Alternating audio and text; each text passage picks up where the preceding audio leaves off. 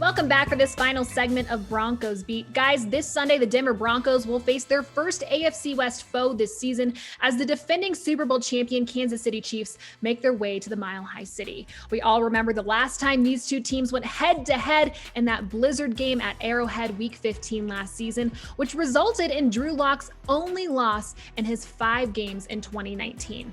A lot has changed with this Denver team since then. So, Ryan, let's go ahead and start with you. What can we expect this week as Drew Lock and Patrick Mahomes meet for round 2? I think you can expect a much, much better performance from Drew Lock. You know, that was his first game going back to Kansas City. The weather was terrible. We said it that week, just take it and throw it away, get rid of it. I think this time they'll be a lot more prepared to face that defense. I think Drew much more in the flow of things. You know, I like that he had that game against the Patriots to kind of get some of those, get some of that rust off. So I think you're going to see a much better game from Drew Lock now.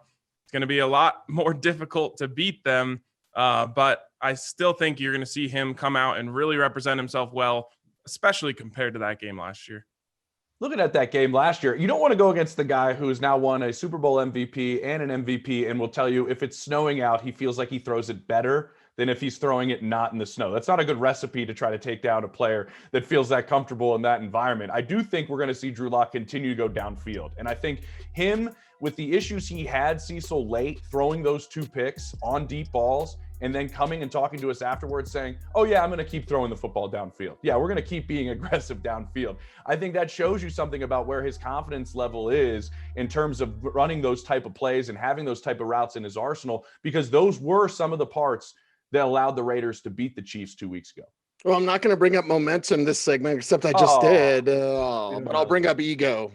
He wants this. He wants to take down Pat Mahomes. That's the type of quarterback that you want. Enough with the wallflowers. I'm good enough. I'm smart enough. Gosh darn it, people like me. I don't want that as a QB. I want a QB that says, wait, he's the MVP? He's the best? No, wait till they get a load of me. That's Drew Lock. So he will be aggressive. He will attack downfield. We need to see more full field reads. He's still reading just half the field.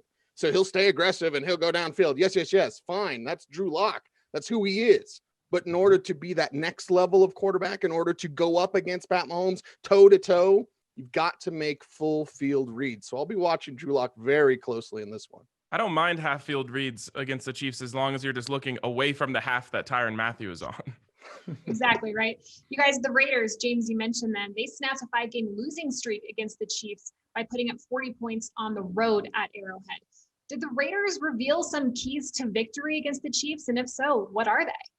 How bizarre is this, Cecil? John Gruden ran the football more than he threw it against the Kansas City Chiefs. Remarkable. But when you have Josh Jacobs, obviously that helps you out quite a bit. But I do think the game plan that they had showed you a couple of things. They never fully got away from the run. They were able to close out that game. The 4-minute drive that they had is extremely important of making sure you keep Patrick Mahomes off the field. That's obviously the biggest thing you have to do. And I mentioned the explosive plays. When you have guys like Henry Ruggs and you have speed like that, like a KJ Hamler type of speed, that stretches everything out. And if you get Noah Fant back, you can operate in the middle field a little differently. And that's where the Raiders were able to do some things because they were able to stretch out the Kansas City Chiefs and they protected. That was a big, big aspect of that win, protecting Derek Carr.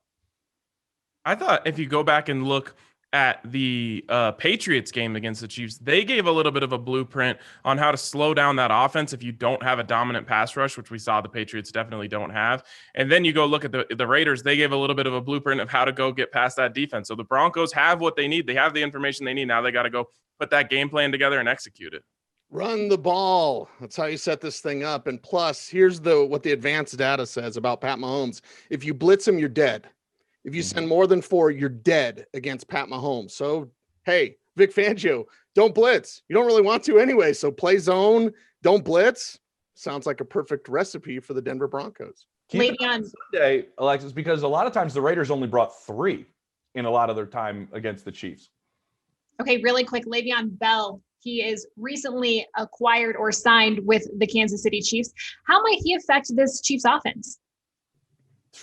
As a receiver, honestly, I mean, that's what he is. He's a big body slot receiver. So, they'll still use Clyde Edwards-Helaire, but Le'Veon Bell can hurt you as a runner and as a receiver. But it's that creativity, those Texas routes. It's going to be a challenge to deal with him, mostly as a receiver.